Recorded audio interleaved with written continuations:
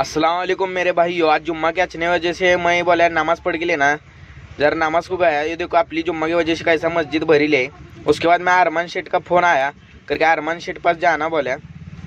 ये देखो अपने अरमान शेठ का ऐसा मुँह करके बैठे ले उपीट है हमारे गली के भावी सरपंच बोलते।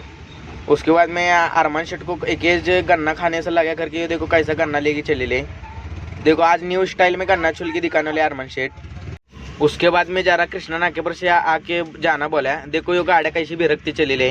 उसके बाद में हमारे फजल शेठ पतंग उड़ाते देखो कैसा भिरकाते। ये देखो टिकलीच करके छोड़े उन्होंने।